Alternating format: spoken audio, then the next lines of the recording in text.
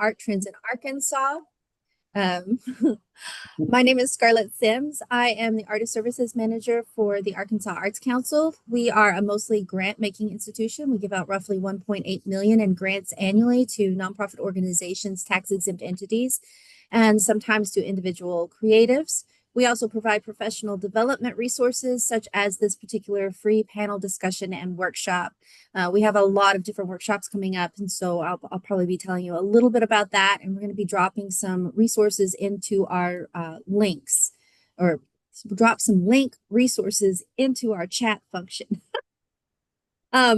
I'm really excited to see some fellowship recipients and Governor's Arts Awards recipients and facilitators with Mid-America Arts Alliance. This is a really great, I guess, way to organize, even if we have to do it virtually.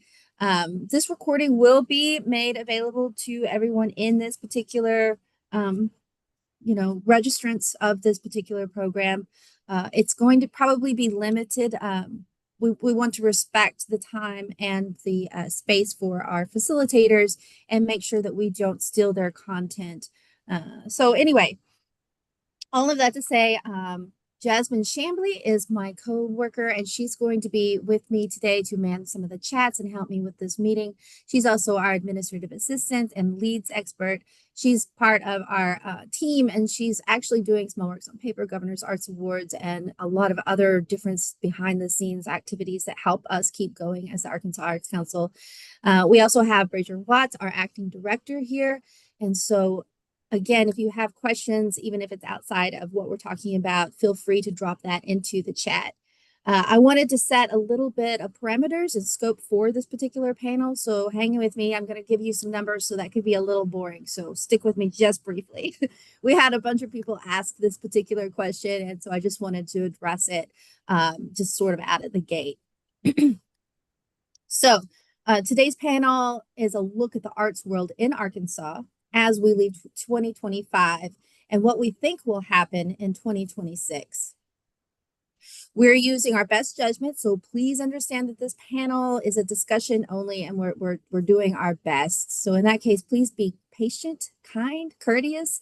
You're welcome to add questions through the chat, and we are also going to have a Q&A section at the end of this discussion to allow participants to ask their own questions. We do encourage you to stay muted until you are, asked to talk, or you can raise your hand and speak. So although it's hard to gauge art sales and the economic impact of visual artists, which is a specific question that one of you asked during the registration process, the U.S. Bureau of Economic Analysis reports the creative economy in Arkansas accounts for 2.16% of the overall economy in Arkansas. It contributes about 33,000 jobs. I've seen that number be up. I've seen it be down a little bit. So around the 35,000 job range is what is creative field artists in Arkansas.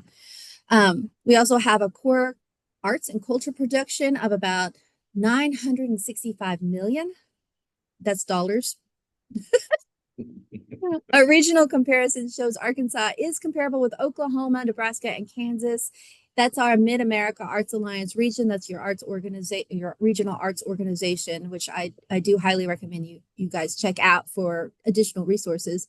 But anyway, that's in value arts. So our artists contribute that similar kind of art as Oklahoma, Nebraska, Kansas. So we're like that, those states, and within the bracket of normality in our region. However, we're last for paying artists for employing them. So we pay them less and we employ them less in Arkansas. I had an artist ask me why, and I think this goes into history, finances, social fabric, and just sort of like the rural nature of Arkansas in general. I don't think this is in scope, like with what we're going to be talking about here today. If we want to talk about like the woes of Arkansas, that would be a whole different panel. However, anyone interested in supporting the arts in Arkansas should look at Arkansans for the Arts, which is the only statewide arts advocacy organization. Jasmine's going to drop some links, including that one, into the chat. Anyway, funding is always a concern, and some of our participants asked about it specifically. So I can tell you that the federal government Some funders and some states have pivoted away from direct funding for individual artists. We don't have reliable reports showing the socioeconomic impact of individual artist funding in the past, meaning like how much social impact or Arkansas statewide economic impact paying individual artists manifests for the state or its communities. So I don't have that report. But I can tell you based on surveys that in the past, funds like that have helped expand businesses, develop new programs, and build communities. I've even had fellowship recipients who have used their funding to support other nonprofits. So usually that money goes right back into our local communities. I personally think the 2026 funding changes mean artists, nonprofits, and businesses must be more collaborative in all ways. You're going to have to be much more creative about how to be collaborative, but I think we're stronger together. Again, this is somewhat outside the scope of the discussion, and that is my opinion. All of the panelists, museums, and centers have been on the forefront of advancing the arts in Arkansas, and that includes our panelists. This includes offering museum spaces in museum stores for individual artists, curating events, showcasing Arkansas artists, supporting community spaces. We are all working together as best we can. So those are some of the things. If you are interested in opportunities, events, or changes to the museums or the center, specifically South Arkansas Arts Center or Arkansas Museum of Fine Arts or Crystal Bridges American Museum of Fine Arts, like any of those, I recommend you look at their websites for information on grants and programs, including workshops addressing issues like collaboration, audience engagement, portfolios, nonprofit work. Please visit arkansasarts.org. If you have questions about sales, funding, programs, etc., feel free to post in the chat or to email me at scarlett.sims@arkansas.gov. We do have several workshops that are coming up that are addressing those specific concerns. So, and those are free. So I would highly recommend trying to connect with your other peers and your artists in that way. So I just wanted to lay that groundwork out there because those were questions that were submitted through Eventbrite. And, but we're going to talk more specifically about art trends in Arkansas and less about the general economic landscape. If you would like me to info dump about the economy, I am here for you. My degree was in international relations, and then I was a reporter in Arkansas for 15 years. So if you would like that, I am here for you. You can email me or call me. My phone number, I can't remember it right now. So email me. I'll send it to you. Anyway, I'm really excited about this, and I'm a little nervous because my panelists are really awesome. So Laura Allen has been the executive director for the South Arkansas Arts Center since 2017. She oversaw the multi-million-dollar fundraising campaign that united the community to improve the center and elevate the arts in El Dorado.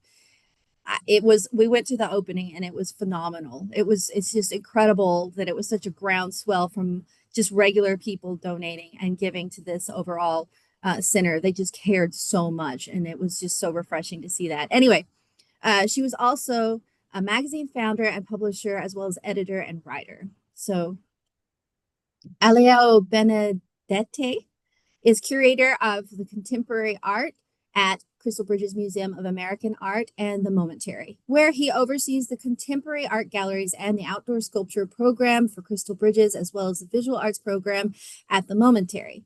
He leads the team reimagining the museum's contemporary galleries that will debut with the opening of the museum's 100,000 square foot expansion. And I hear that's going to open to the public in June. So that may be something that you want to take a trip for. Chris Revelle is Director of Community Engagement of the Arkansas Museum of Fine Arts and formerly the Chair of Fine Arts at Savannah College of Art and Design, Hong Kong.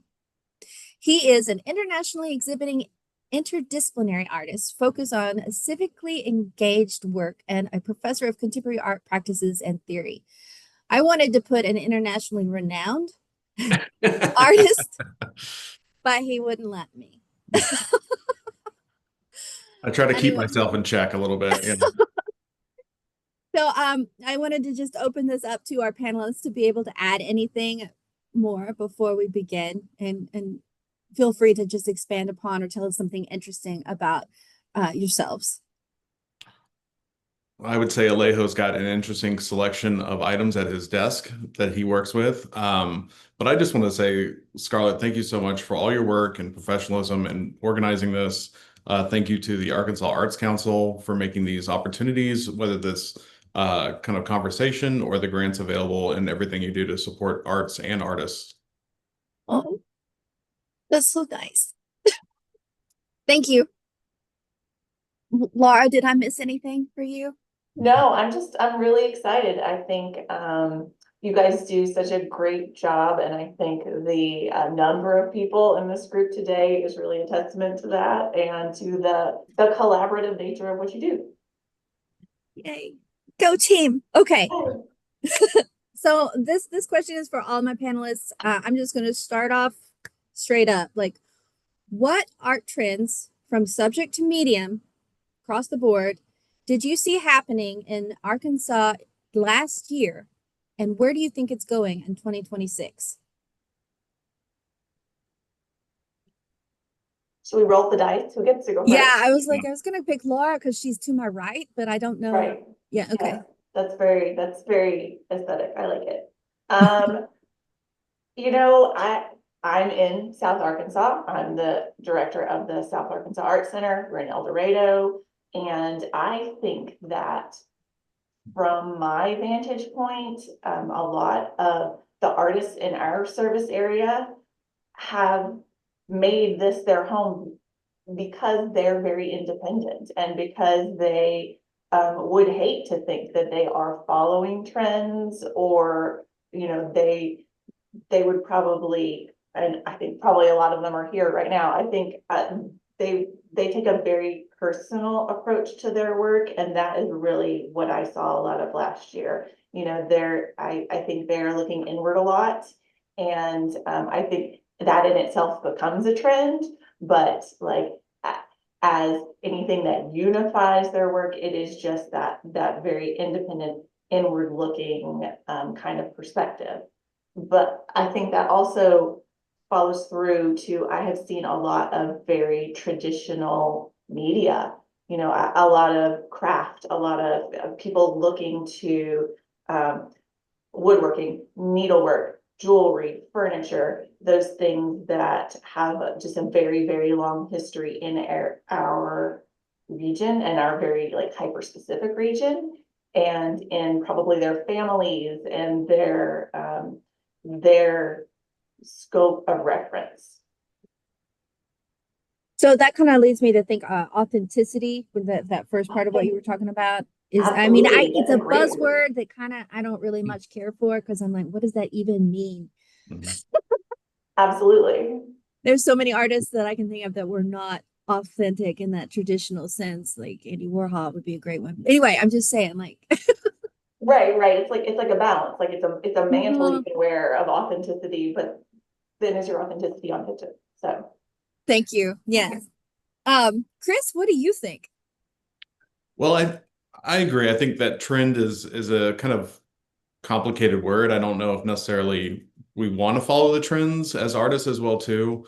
What I tend to focus on is things that I'm interested in or excited by, but I always feel like art is a response to the moment that we're in. And I think that looking back, at least in the question and thinking about subject matter, that representation has been strong in the last couple of years about whether that's thinking about identity or daily life and seeing that really kind of be a hybrid in the way that we approach that, whether we're thinking about the materials or the subject matter, and thinking also just about our identity, which is a hybrid now, whether we're thinking about being social in person or digital. I think that people are just trying to capture what they're experiencing.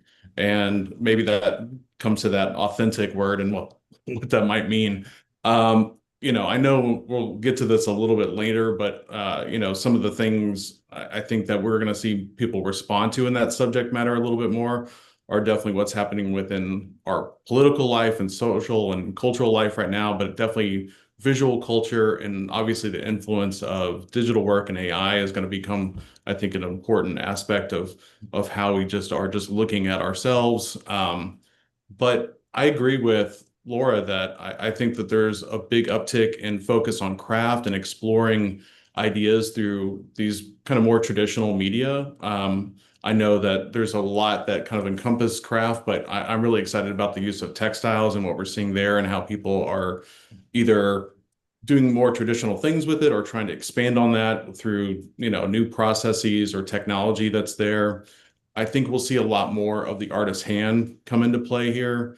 I think that we've seen painting kind of explore representation and accuracy and rendering over the last couple of years, but I think we're going to see a little bit more of that and just seeing how artists can capture something in response to artificial intelligence and seeing what is kind of considered finished or refined in the process and that final look, and looking at how, really uh, the materials, the medium can really speak for itself, and the process can show more of that artist, more of the hand within that. Alejo?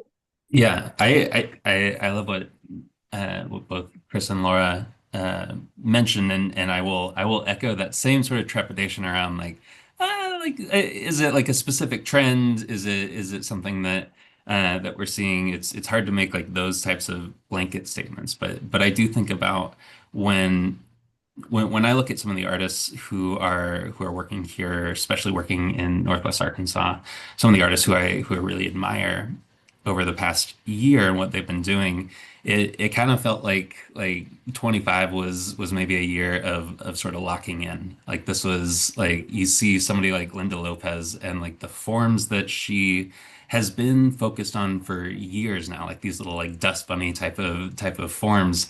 Like it's the same forms, but there's a level of focus and refinement that she has been tinkering with over the past year that it's just like, all of a sudden it has like sparkles in here. And like she's pushing it in different ways. I also think of somebody like Jun Lee Song, whose work is fantastic, and she's been doing these monoprints for a while, for a number of years, but like there's a level of mastery that she achieved like this past year that felt like really really incredible. And so I think about how if we look to some of those examples, we look to some of these different artists and what they're doing, it did feel like kind of consistently I kept seeing these artists who were really focused on their specific craft last year. And I always like to think that like, anytime we have a moment where folks are like sort of crouching low to spring high, that like as we look forward to 26, like I don't know, maybe it continues, but maybe we see like Jun Lee or Linda do something totally off the wall, like a real departure from what they have been doing.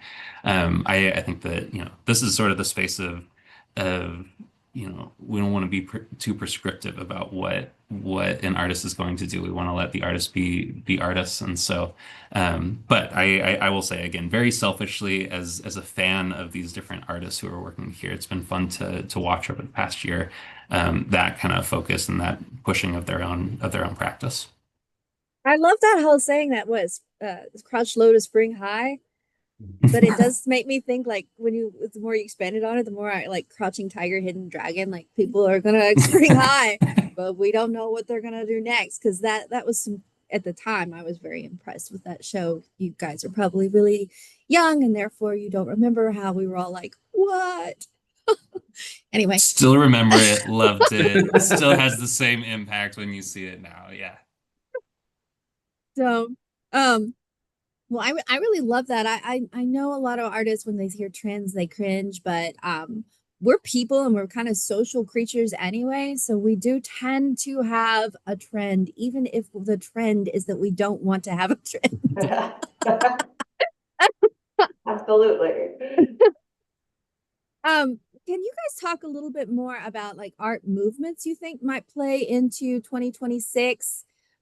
What that might be like, and I'm just thinking like expressionism, color driven stuff, emotional stuff. I'm like, I'm what do you see as like as far as museums and art centers and curators, like what do you think is going to be the movement thing? I went last Oh, this past time, so I will go first this thank time. you. Um, I was looking at you, but you can't tell. Perfect. Yeah. No, so the sort of like formal art historical training in me is like that's not how art movements work. But I do think that like what you see that is like consistent across like when you look through art history and you see like what we now recognize as like a different movement that happened. A lot of times it's just a bunch of weirdos who really get into something. And like I love that. I say that in like the most affectionate and appreciative of ways. But one of the things that I also loved this past year is that, I would go to different we would have these different performances that would happen, or different artists who are experimenting with performance over the past year, and oftentimes at the Momentary. And one of the coolest things was like seeing who else, like which other artists are showing up to that, which other artists are getting around the same ideas and like lending their own voice. And you have, you show up at a performance and like all of a sudden like Rumwolf is there and Craig Colarusso is there, and it's like all of these different artists who have their own practices in their own rights, but are invested in these conversations that are happening and are invested in the sort of like eccentricities that all of these different artists are exploring. And so I like thinking that there is something that's happening right now, where these artists are getting together, where they are exchanging these different ideas, and I think when we get perhaps a little bit more distance from it, time-wise, we can look back and see like, oh, this is what they were really up to. Uh, but yeah, in terms of like being able to like predict what the sort of art movement is that comes out of that, I'll leave that to Chris, actually. I'm sure he's got like this perfect succinct answer to this. Yeah, go for it, Chris. No, I'll take it on. I'll look in the crystal ball. No, but Alejo really kind of nailed something that, I know we'll probably talk a little bit more later, and like what really is impactful for artists and what really moves art is those collaborations, those conversations, the cross-pollination. And when you get to see all these different approaches and kind of take bits and pieces and try something else out, I think that that's what we talked a little bit within the first question with trends is we're seeing more people have access to different kinds of art, different kinds of materials, and really kind of exploring their ideas through different mediums. I still, for better or for worse, think we're probably going to see a lot more of these immersive digital experiences with Van Gogh and things like that, and see that come about. Though I know that most people on here would probably say the original is good enough for the experience. I think a lot of people still need that extra push to see something kind of happen where it's pulling them in, doing things, movement, and giving them something new that is a little bit more kind of bright and shiny for them. As far as just what I see and what I respond to, I think again, just what's happening going on in our society and culture is going to make a bigger impact. I think that technology and science is really going to just change a lot more of the kind of artwork that we engage with within museums and galleries. But I still think, these bigger kind of social cultural movements are going to have huge impacts. I mean, just in response to what's going on, we might see more protest art that'll be more street driven. We'll probably see a lot more dealing with environmental and maybe interventionist kind of activities that are there. But I think, moving towards a little bit of what Crystal Bridges is doing is seeing, the focus on wealth and wellness and art as well too, and just its impact on just our anxiety and stress levels and just betterment. I think people will continue to acknowledge those things. And I wonder with what's going on as far as the algorithms in our social media and the way that we access visual culture, if, we'll see more gallery closures and that kind of traditional system kind of upended a little bit more this year. What? Yeah, absolutely. I really kind of want to echo what Alejo and Chris were saying, just about like collaboration and collectivity. I was looking at our calendar of exhibitions for the next like 2 years, and we change exhibitions just about every month. So there's a lot, and we have 3 spaces, so there is a lot of turnover.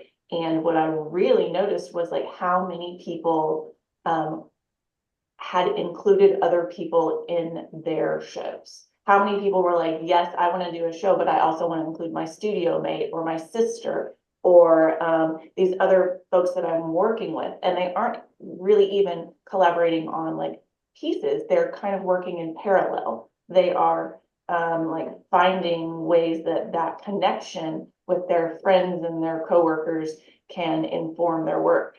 And I think Anna Zetzman and Raylene Lowther are both on this call right now, and they are showing in our gallery right now with pieces that they worked on in parallel, things that were inspired by their morning walks and how each artist interpreted those differently.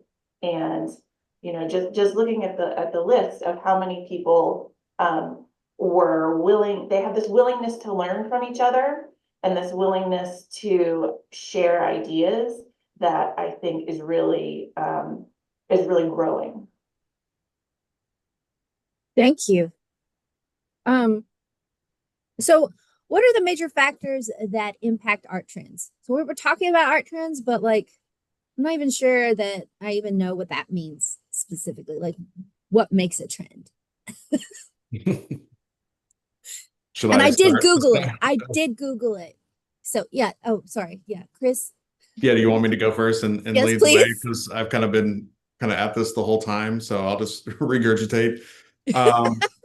So I think there's a lot that goes into it. I mean, obviously, I've already talked a lot about how we respond to the world around us, but obviously, what's going on in not only our own personal kind of economic life, but the economic life of a region, a state, a country, has really important impacts on how people see the role of art in their lives. I think COVID is a really interesting example where we really saw people retreat back into culture and art as a way of kind of passing that time and really kind of showing that appreciation through that. And I think that those always just have kind of peaks and valleys of when people see the importance of it, the need for it.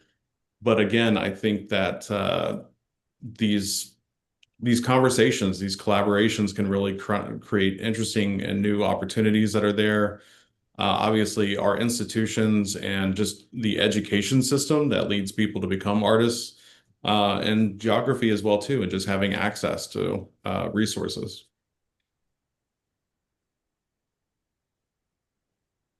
Oh, sorry. Ellie. Yeah, this. In my defense, I do have a slight speech impediment, and so it's like all of the perfect vowels are right there for me. All good. Sorry. No, I'm really just going to echo Chris, just to say that I think that when we see these when we do see these different trends, and again, like sometimes those happen amongst visual artists, sometimes these happen just like in sort of culture more broadly. People get excited about different things, people get invested in different things, and it builds on itself, right? Like all of a sudden we're into like people are very into the 80s, and they're into the 80s maybe partially because of Stranger Things, but they're also into the 80s because like D&D is just kind of cool, and like all these different sorts of things that start to build on themselves. And so I think that you know uh, there is a perception sometimes that the art world exists outside of the regular world. And that's silly, because the art world is squarely positioned within the regular world, and it is responding to it. It's informed by it. It is embracing it or railing against it. And so when we see some of these different bigger trends that happen culturally, it often ends up manifesting in the art world as well, and in the artwork that artists are producing. And sometimes sometimes there are artists that are more expressly um, invested in those things, and they show up very obviously in their work, and other times it's maybe manifesting a little bit more subtly in their works, or on their minds, but not necessarily showing up in the visuals that you're seeing. So I think that kind of plays into the next question a little bit. I was looking for like the biggest impact on artists in 2025 and in 2026, and that might be the same thing. I've been reading a lot about like environmental art is supposed to be a big trend. Sort of immersive installations seem to be a trend. I've seen all kinds of predictions, but in Arkansas, I'm not really sure what the big impact will be. Is it nature? Is it landscapes? Is it more of like, I guess in Little Rock, I know there's a movement for some political social justice kinds of arts. I don't know how widespread that is, especially in rural locations, but um, there seems to be some movement in the arts world around those kinds of I guess issues, and that are directly impacting like the outside world you were talking about, impacting the individual artists. But I was wondering if you had like a top one that you thought, especially in your region, was the most impactful for the artists that you know. Oh, sorry, I have to pick somebody. Laura. You know, in my experience with the artists that we work with on this very, very local level, it's just all emotion.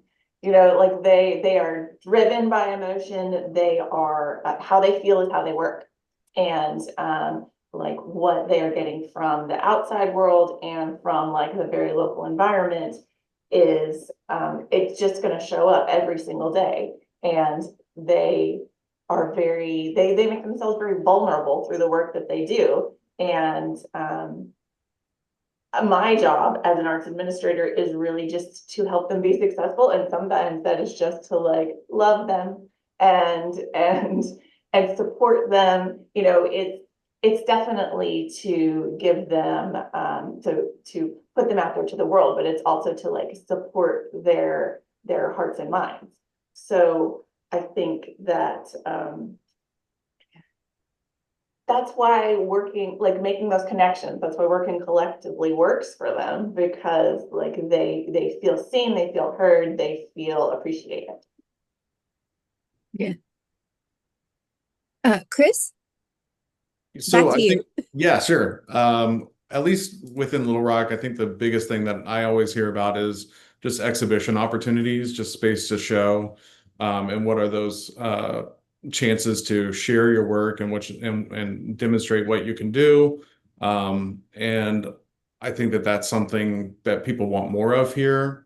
I think as well too, just additional opportunities to connect and collaborate, whether that's having a space for conversation, for critique, an opportunity for studio visits and things like that. I think building a stronger network, I think would really help out here as well too. I'm sure that just, sorry, I keep on harping on all these same things, but you know, just as Alejo was saying, like, you know, the art world is part of the normal world. And so affordability is a word that we're hearing a lot now, but just what it comes down to is, can you purchase art materials? Is tariffs affecting where you get paint, where you get clay, paper, whatever that is? You know, all these things are oftentimes made elsewhere, you know, and so having to make a decision there, and the challenges, again, just of the algorithm and visual culture, and the saturation of images as well too, and what you put your time into and what people look at. We've also seen a lot of art spaces, at least in Little Rock, close recently. I'm thinking like even like I know several theaters have closed, the Public Theater, the Studio Theater.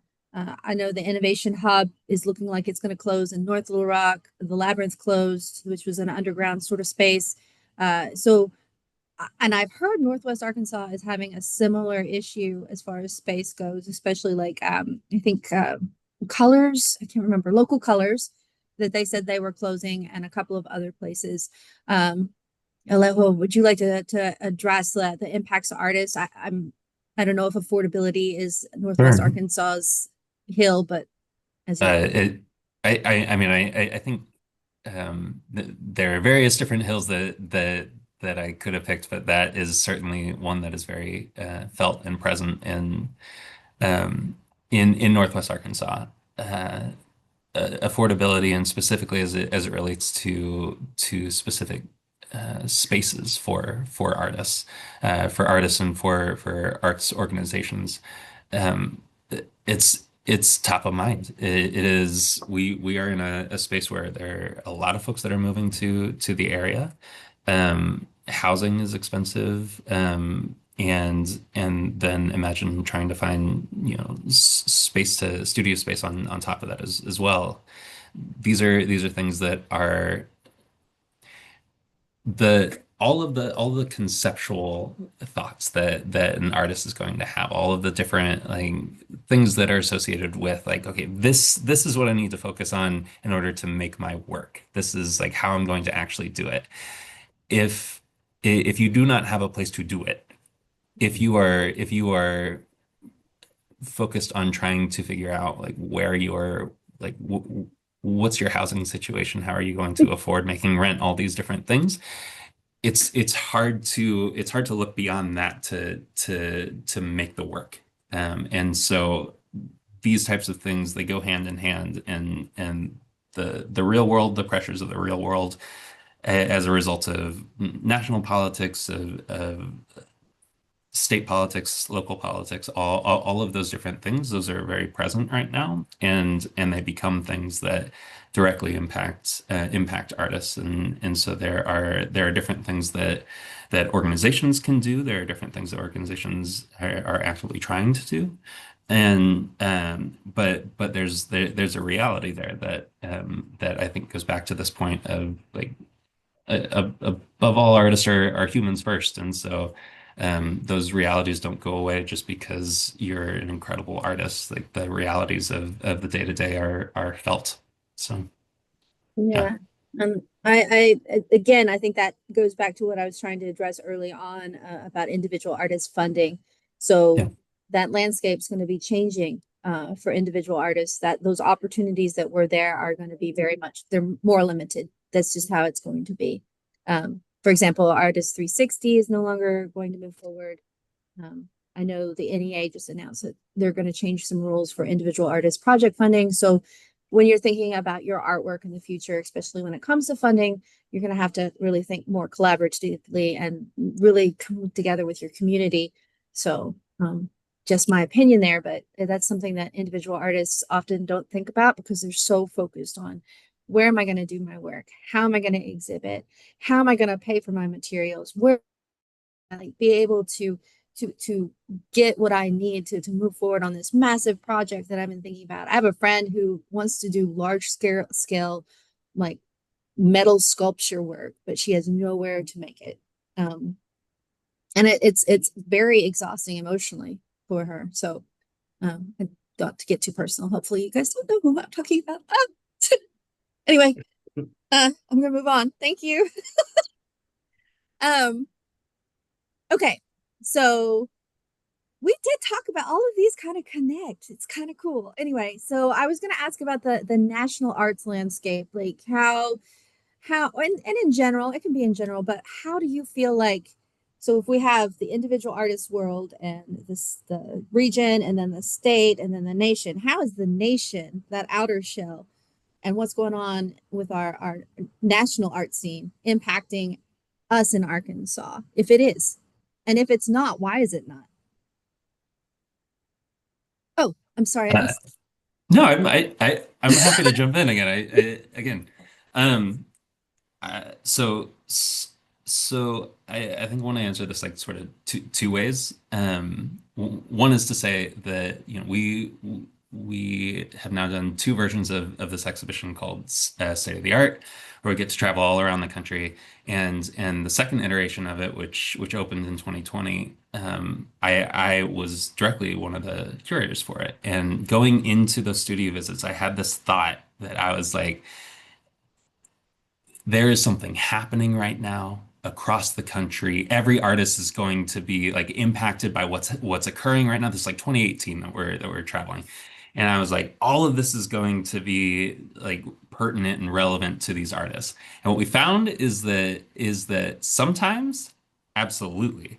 And for other artists, like the work that they are doing continues. The work that they are doing is focused and is not at least like visually impacted by the national conversation. But for other artists, it absolutely is. And so I think that when you have when you have somebody like Zeke Pena who's working in Fayetteville, he has been focused on the U.S.-Mexico border for years, and the work is incredible.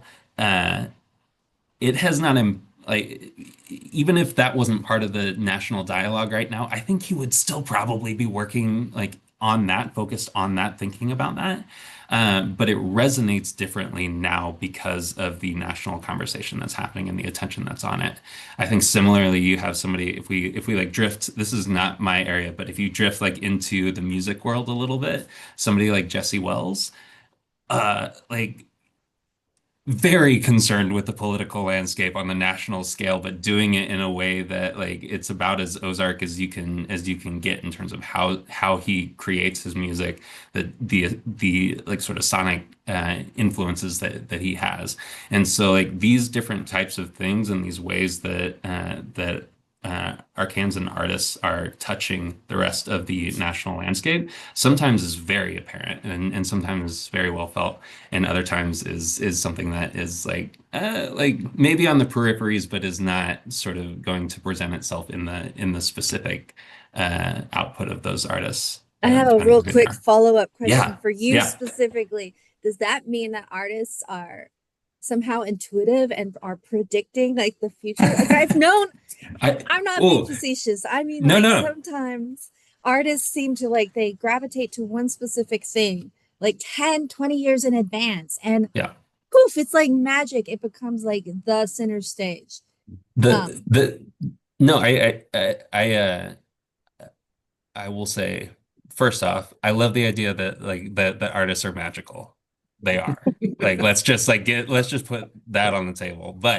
Um but something that I have said many times is that artists are the great watchers of their time. And this is it makes sense that these artists are watching, they're responding, and again, the work feels of a moment because it is of a moment, and the great joy of being a fan of art is that we get to see the world around us, see these topics that these artists are interested in from a different perspective. And so I think that coupled with maybe a little bit of magic is all part of it. I'll shake it up a little bit and go to Laura. Ooh, Good, because No. I don't want to try to follow magic, so go for it, Laura. right, no pressure. No pressure at all. I mean, that was such like a wide ranging and informative answer. And my answer is that they're sad. Like that's a small and depressing answer. But like I really think that the way, like we talked about, like the way they feel is the way they work. And I feel like the artists that I see and talk to every day feel kind of undervalued, and like they're, if your work is not exactly under attack, but being like changed, and people have all these views about it, and it is a service or something like that, it's not quite so personal. But when your work is you, and then you feel on a national landscape like people aren't, they don't understand the value in it, and they aren't funding it the way that they used to, and they're making it harder to do what you would like to do, that really just affects how you feel as you move throughout the world every day. So it's just a direct reflection of themselves. And I think that they are a little bit less likely to be working with wild abandon. They are feeling less bold, and they are feeling less freedom, for lack of a better word, and just a little bit more likely that something they do could get them in trouble. And that's chilling. Yeah, and I'm so glad you brought that up. I have had at least some artists in the peripheral and out of state even talk about like institutions that used to fund them or have been funding them now creating rules or wanting them to change their wording or change their direction or remove or censor something that it was something that they really were passionate about. And they're finding that they have to choose between their artwork and ethics Right. and funding. Right. And so I'm really glad that you brought that up. Chris, is that something that you're seeing at all, or do you have any thoughts on what's Yeah, I impacted? mean, I go back a little, like, so I've talked a lot about some kind of national issues and things like that and how it affects artists and in the art world. But also, I just think about my time in Hong Kong as well too. You know, there are still, but there were a lot more blue chip galleries that were based in Hong Kong as a kind of economic entry point into China, and vice versa as well too. And we've seen as Beijing has gotten more involved in Hong Kong and reduced free speech and some of those kind of civic freedoms, a move towards South Korea as a better location for their galleries. Some have gone to Taiwan as well too. And so I think there's always a kind of search for the next kind of hub and moment. And I wonder about the uncertainty and some of the concerns that are here in America now about some of these civic freedoms, if people are going to start looking culturally elsewhere than America. And so I think that'll have an impact on all of us. But since I had kind of talked a lot about some of these kind of impacts on Arkansas, I thought for this question I might reverse it out and look at how Arkansas might have affected the country. And I think that there is a really nice change that's happening where we don't have to have these kind of art hubs as New York, Chicago, and LA anymore, just because of some of the decentralization that's happened with the markets and the way in which people get images or choose to buy certain things. And so there is opportunities for artists to live where they want to live now and not necessarily have to be in these kind of bigger cities, but still be influenced by their region, their traditions and culture around them, and to still add to the diverse voices and stories. And I think that's a real benefit to kind of hear from more voices. I think the art market is always trying to find that as well too. You know, you can see a lot more of some of the work that's coming out of West Africa as well too, and how the interest is really kind of drawn into that region now. But I would say, you know, at AMFA, just we're really diverse in our programming because of our history. We have a school, we have a theater, obviously great exhibitions. I know we've got some of our curators on the call as well too. And I think that a lot of museums and institutions are trying to move towards this diverse kind of programming model. But, you know, Crystal Bridges and AMFA both are super aware of accessibility, making things barrier-free. I've talked a little bit about Crystal Bridges' work and focusing on art as wellness as also. And I think those are just leading the conversations nationally as well too. Yeah, I know the NEA has a huge push toward art and health and combining that into new ways. NEA, National Endowment for the Arts, in case, you know. Anyway, thank you guys. Okay. Looks like I have just a few more minutes. Okay, I have this question. It's specifically for Laura, but hopefully you guys have an opinion too. How do you see rural arts evolving, and how does it compare to metro areas? What needs to happen to help rural artists succeed in 2026? And this word rural is kind of weird to me because Arkansas in general is rural, but then we have like rural, and then we got rural, and then we got more rural, like, you know? Exactly. Yes. And so I think the struggle is like, I know I have an artist in the chat here that's like from Mina. And so she's really struggling just to branch out and get artists involved and really take off. And so how can we help our more rural, more isolated artists connect to us metro artists in better ways that would help them succeed? El Dorado to me is metro, but again, small, see? So it's all perspective. You know, I think that visibility is the biggest thing. Like something like today, like just being included on a statewide stage goes a long way with some of these more isolated areas. I think artists who have chosen more isolated areas often have traded a little bit of seclusion and privacy and space, like we were talking about, like barns and yards and that sort of thing, for an element of kind of anonymity. And so when they are included, when they are seen on a bigger stage, it really goes a long way. And precisely because it is a small area, very small changes can make a big impact real fast. I mean, like we had a little micro trend last year because one artist had to buy a whole box of copper leaf. And so like access to materials is really important. And, materials are expensive and materials are sometimes harder to get here. And if you have to buy a whole box of multicolor pastels because you've run out of your favorite pink, you have to be able to share and work with your friends. So those little bitty changes can make a big impact really quickly. Just one person who is included in something, one person who makes a connection, it really feeds through the community very quickly. Chris? I mean, I would really rely on Laura's expertise here. I'll add a little anecdote as well too, though, that just a couple months ago got to meet an artist who I really don't even remember the small town that they're living in, but they had a solo exhibition at in Fort Smith, I'm sorry, and drove out there to see their work, to meet them, and came to the state by way of New York from Nigeria.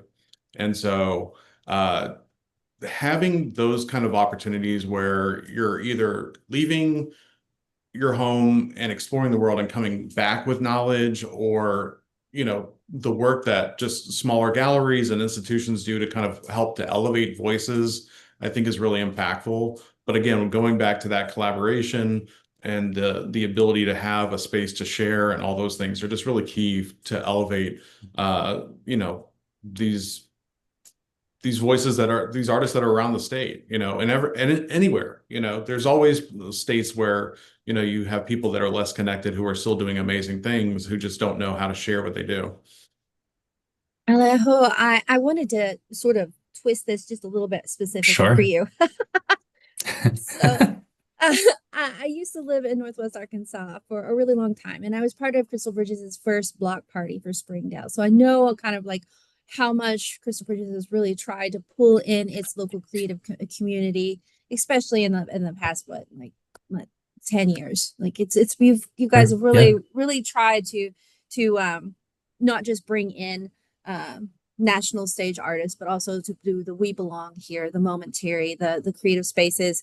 But in all my looking, I do notice that Madison County, which is super rural, is often just sitting there isolated. They hardly ever apply for any arts grants or any artist services from the Arkansas Arts Council.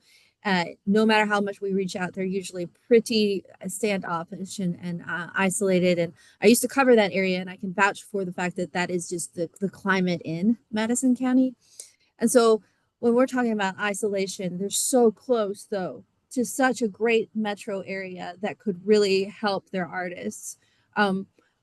I hoped you might be able to talk about some of the, I guess, the different cultures that are making some of the collaborations that would be needed to really perpetuate the arts across our state, those challenges. Sure. Yeah.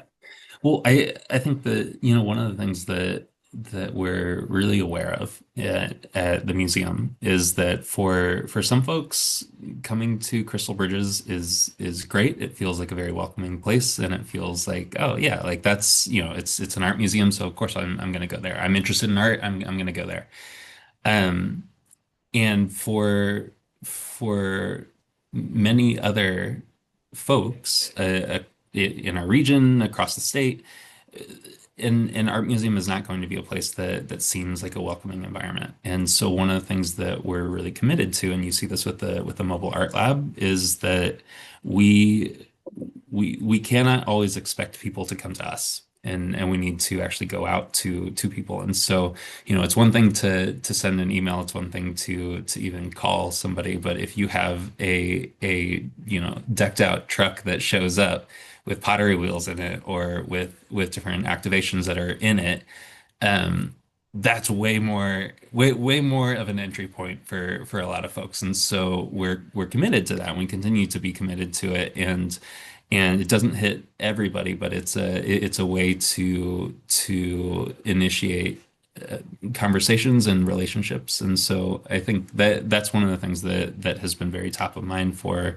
us over, as you said, over the past 10 years, but especially in the past 5 years since COVID, really.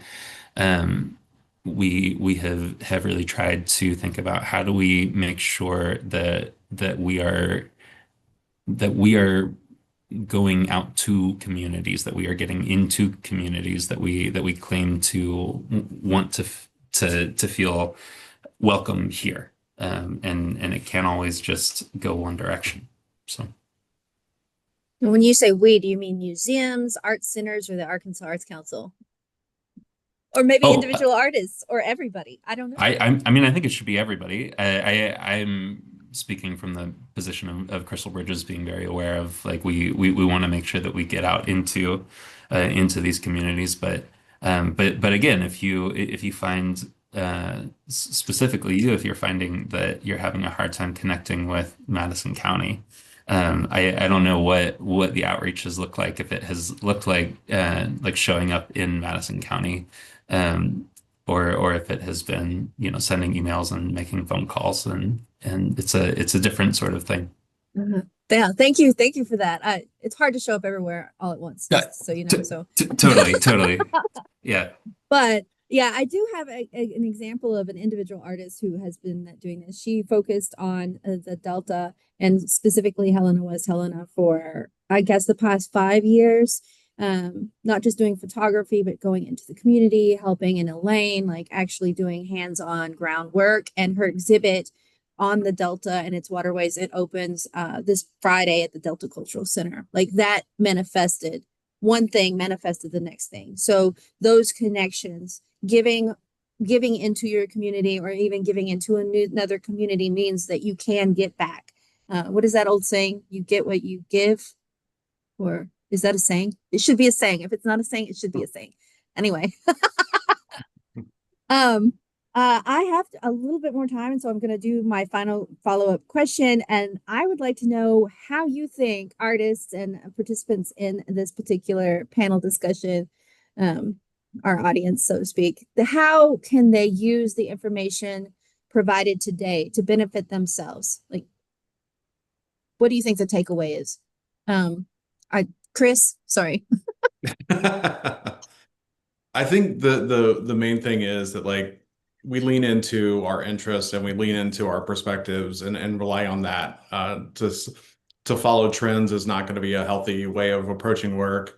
But noting that, you, along with other artists, are feeling the same effects of what's going on around the world, and that, your opinion, your approach is just as valid, is really important, but also to continue to explore and just be curious about what you're doing. And that, at least for me, I think that I'm always interested in to see how these impacts affect my work, but also how my work can kind of, grow because of those impacts as well too. And so we've talked a lot about, affordability and some of those uncertainties, which can be nerve-wracking, but can be an opportunity to explore new things, can be an opportunity to speak to new things. And so, I think that just having confidence in what you're doing and just kind of pushing through challenges and failures and frustrations can be extremely rewarding. Thank you. Laura? Yeah, I think one of the big things we've talked about over and over is like connection and collaboration.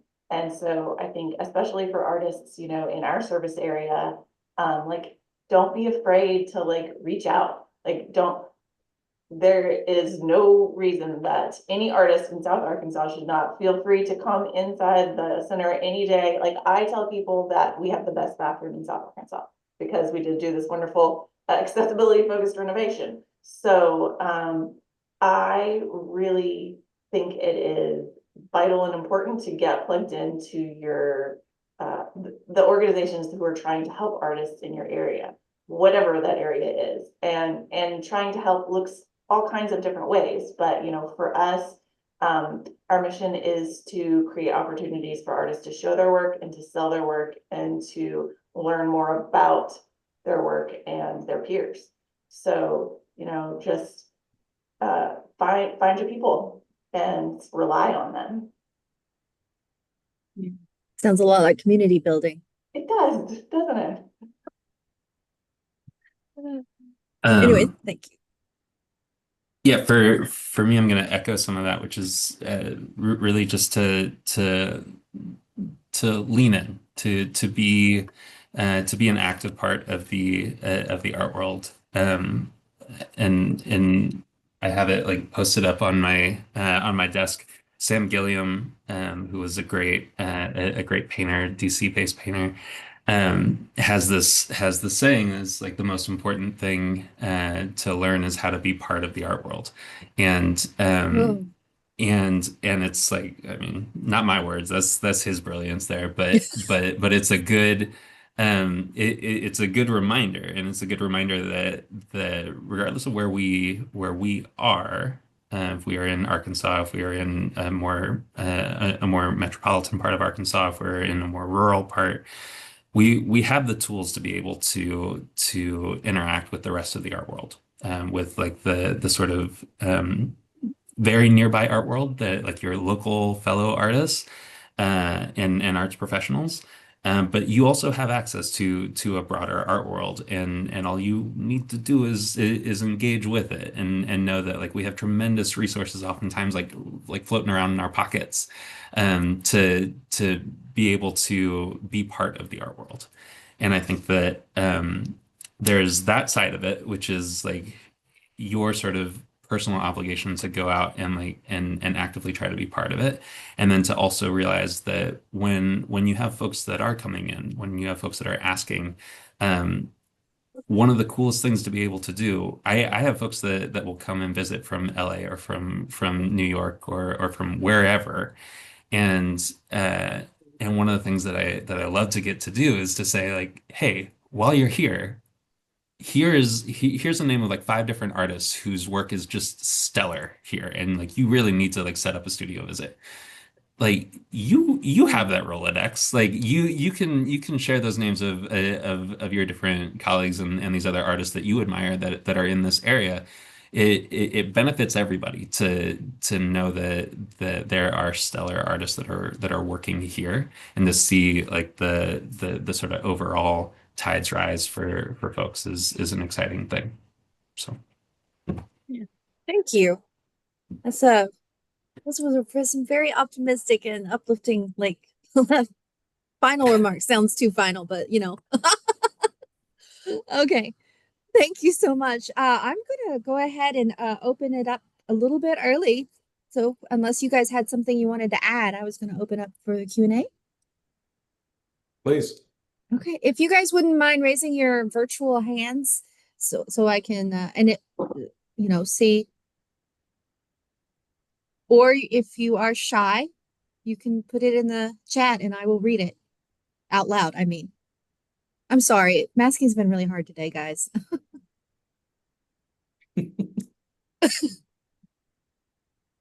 Okay. I'll try. I'll go for it, I guess. So let's see, what is some good artists?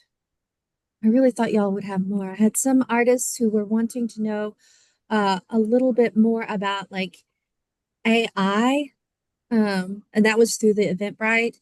I mean, I have some trepidation about AI, but it's been around for so long and it's so weird that we act like it's so new. Um, and I've been expecting it to write news stories for like 15 years, basically. So, and it's now doing it. So it's hard to be shocked. I know there's a lot of legal ramifications around AI and that a lot of artists are really worried about it and thinking about it, but I'm not sure how it would fit into an art trend or how it would really affect how an artist operates. Can you guys speak to that a little bit? I'm sorry for my ignorance.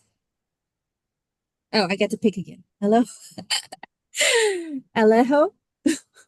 Sure. Yeah, I mean, it's interesting. I think that there's a lot of there's a lot of negative that folks know about AI and a lot of fear and concern. And I think the other side of this is that there are artists who, for a while now, have understood AI as a tool, and they see it for what it is, and it's an imperfect tool. It is, you can't use a hammer to screw something in, but like if you are trying to nail something down, like it's great for it. And there are artists who have used AI or continue to use AI in ways that are real smart and really have pushed the conversation in slightly different directions. And so again, it goes back to this idea that artists are aware of the moments that they live in, and for those who gravitate towards that, and gravitate towards like technology in particular, that's certainly part of the conversation. And so if I mean we can definitely focus on the sort of negative sides of this, which are present. I'm not trying to diminish those realities, but there are the thing that gives me hope with that is that I know of like specific artists who are doing smart things with AI and are really pushing the conversation in ways that I certainly would not have expected. So. Yeah, I would Oh, definitely echo, what Alejo has laid out there with how artists are using it and that it's a tool. I'm one who always kind of goes back and looks at history to understand our present. I think we can look at the fear or the kind of pushback against photography as a way to understand this as well now, and the long, long conversation between before photography was actually accepted as a fine art, and just that role that's there. I think some artists are going to use it as an actual medium. I think many artists will use it as a tool in which they can maybe think about different ways of approaching their work or seeing it through somebody else's eyes, whether that's machine or otherwise. And so, in my own experience, I'm very interested in what it can do, how it processes, how it pulls in imagery, how it understands our own language, and kind of sets up these prompts as well. And I think there are scary things. I just saw a fully AI commercial the other day where people are talking to you about a business and their experience with the business, and it was very clear to me that they were not real, that they were a little bit too perfect, a little bit too smooth. But I think that you know that's the concerning thing, is that there are those kind of scary aspects of it, and the fact that it can mimic and impersonate. And so we had a follow-up question about what is some examples of some like smart uses that artists are doing with AI. Um, Sure. There's an artist. I think she's based in New York now. She's kind of moved around a little bit, but her name is Sarah Mayohas, and she has this kind of brilliant project that again, this is a number of years old, but um, she had this whole project where she's going through and she's thinking about these different ways that people are going through, or she gets like a whole number of roses, and then the task for these individuals is to go through and pull out like the most beautiful of each of these roses, which is or sorry, the most beautiful of each of these petals, and then that goes into this larger database, and then putting that through these like thousands of petals that have been selected, they get put through this AI to create this moving image that's part of this. And there is a way that Hey, Becca. work part of what I love about that work is that it is thinking about these different ways that humans assign beauty, what we understand as a beautiful thing, and then how a computer crunches those numbers about this thing that is not a tangible thing, that is not something that can be quantifiable in any sort of realistic way. And seeing the discrepancy that happens there is where the brilliance is, because it shows you, it's a reiteration of like what is so incredible about humans, what's so imperfect about humans. And it gets accomplished through this like parallel processes that's happening. And so that for me is like, if you're calling that anything other than smart, like I don't know, I don't know what we have to like feed to somebody to find like a sort of smart use of it. But like for me, that is someone who is thinking about that technology in a way that that emphasizes the conversations that we are already having, that we have continued to question for years. Yeah, it kind of goes back to how to use data collective in a smart way, and using AI to sort it in a way that we can then use it to create like graphics and things that humans more digestibly can understand. I'm going to move on from that topic for a little bit because Rachel, I'm going to go to Rachel, and then I'm going to go to Chuck, who has his hand up, his virtual hand up. How can Arkansas artists network with our large institutions like AMFA and Crystal Bridges on how to show work there? How can Arkansas artists network to get exhibition opportunities outside of our state? I can speak to some of that connection and just Sure. networking. Earlier, I spoke to an artist who I ventured out to Fort Smith to see their exhibition, and that came from just a simple email of an invitation that was passed along to me. And so that's how the conversation started. And then once meeting that artist, there was a talk of other possibilities of working together. And just from there, just because that's not necessarily my department, we can connect, we can have conversations in a way to like better reach and represent the people of Arkansas. I think some of that too, I mean, from the Arkansas Arts Council standpoint, we would recommend stuff like if the places you want to go, write them down and then go visit those places first. One, to make sure that's where you would fit in, like if that's what you want to do. I wouldn't, if I were writing, I wouldn't just mass submit stuff. I would want to know about and do a little research first. I think that's similar for visual arts. And then, of course, you want to show up. The more you show up in those spaces, the more likely you are to be recognized and invited to exhibit. I even personally have had that happen. And we'll have something coming up in September. So like the more you get out and actually support others, the more you can get back from those others. And that includes out of state. So a lot of artists are going out of state. Once you make those connections, they take that connection with them. And so you can, and also you can reach out. There's a place in Tulsa that shows experimental artwork. It's an artist who just decided that he wanted his own art house, and he did all of that. And so reaching out and making those connections little by little. From Tulsa, you could end up in, and I know a lot of artists go to Atlanta, you go to LA, like those are all connections that of just artists I know from meeting them here. So that's what I would add for that question.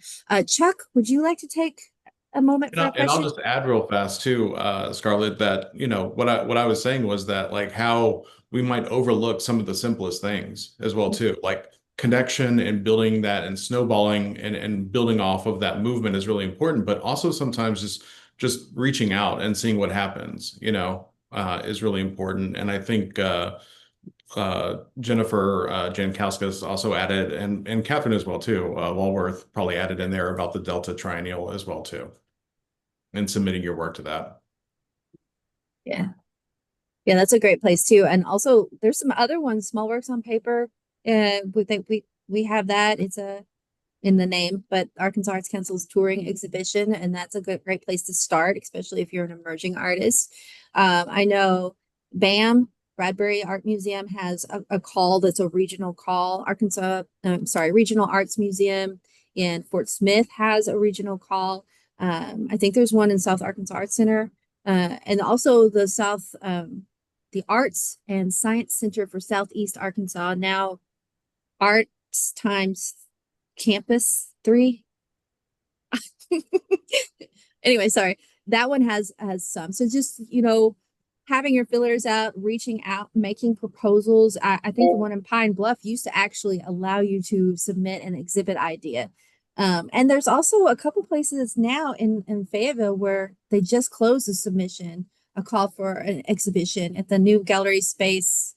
I forget what it's called. It moved. It's where Wampus Cat used to be. Anyway, I'd have to look. So yeah, you're absolutely right, Chris. Thank you for that. I think I missed Chuck again. Where are you? It's a real simple question. January is the month of predictions. So who, other than Jesse Wells, will be spoken about on a national stage emanating from our state of Arkansas? Thank you. Ooh. I'm gonna take a stab in the dark because this is one of my favorite things that we get to just like name drop a little bit for artists that we love. And an artist who's been very top of mind for me is Danielle Hatch, who just did like an incredible performance at our big Inverse Performance Festival. She was also involved with the Venice Biennale, the Venice Architectural Biennale.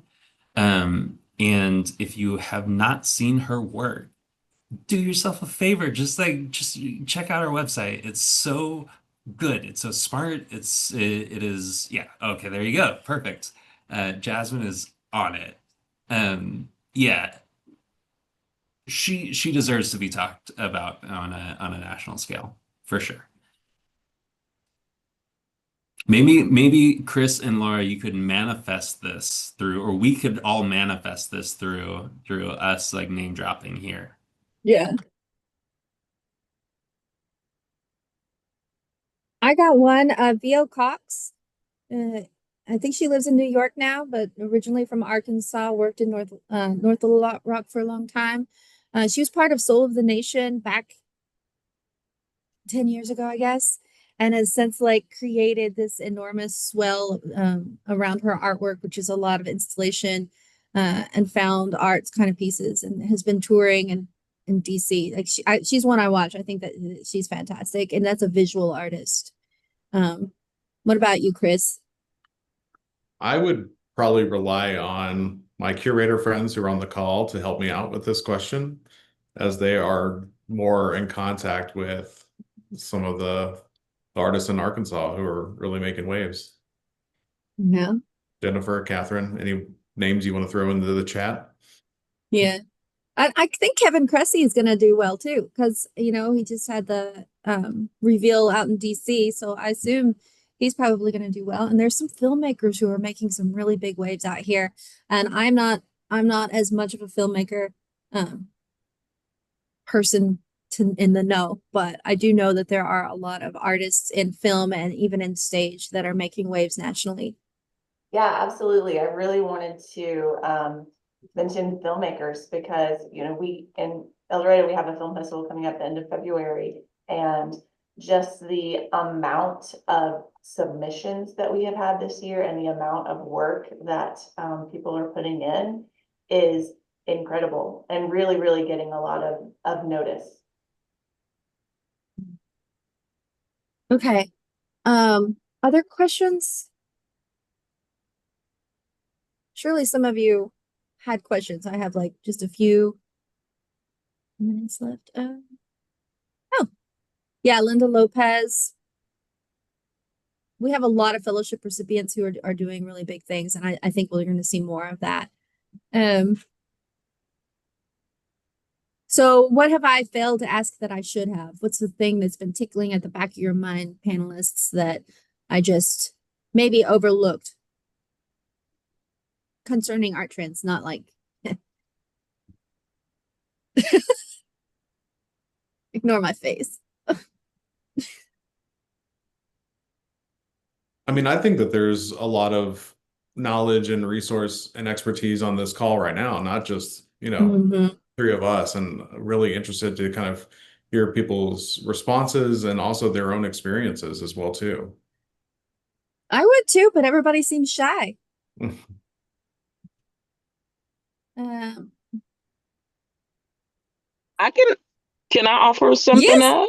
yes, Okay, so please. just Love as you. me, hey Scarlett, just thinking about the fact for me, it's always staying abreast of like the resources that are offered, and I love this platform today because it shed more light like on rural areas, something I never really thought about. But one thing I think for myself, I guess as an artist, is just knowing what's offered every year, the grants, the exposure, staying connected to even like the Arkansas Art Council when they offer opportunities such as this with vital information. I think that makes a difference. It's made a big difference for me. Even with the rejection, I handle rejection well because I'm going to keep coming back. So just keep reapplying and keep searching and looking for those places where I can share my work. So, and even as I've made the choice this year to retire and become a full-time artist, just focus solely on that, um, it really has me looking at how can I get out nationally? Where do I need to go? Where do I need to travel? So I appreciate this information today, but I think staying abreast on what's offered nationally and what's offered locally in your area and in the state has made a tremendous difference. And so, and just having that thick, tough skin to keep coming back because you believe in what I truly believe in the work that I do. And I just love the art community here in Arkansas. And I love Scarlett. So, but anyway, love the necklace, girl. That's it. Oh, you. I got it in Mexico. Um, yeah, also we do have Artist Inc. Express, and we'll probably have Artist Inc. Live next year. And those are programs that do help connect creatives locally within your community, and they can connect you regionally. And again, with the snowball effect, once you connect regionally, which is some of the ideas for this year's Artist Inc. workshops, you should be able to expand your work slowly out. And that does not preclude you, again, from cold calling or cold emailing people outside of that, but it is a warmer way of sort of growing your own practice as you go. Like, take those other risks, that's great. But knowing who's around you and the connections you have, that's some low-hanging fruit. So oh yes, Sage, hey. Hi, Scarlett. Well, first I wanted to say thank you so much for approving me for the Master Apprenticeship Program. And I started with my apprentice yesterday. And she's perfect. And we're both rural, although I'm much more rural. We live 30 miles from Mountain View on a wildlife refuge. But we had, I just wanted to say that we're giving a presentation on the history of glass, beads, and multicultural, because it's global. We've been doing this for 38 years. And that's one way to stay on top of how we connect with the world, because it's an ancient language. And many countries are reawakening to the art form of making glass into wearable art. And then all the diversity within what you can do with the small glass object.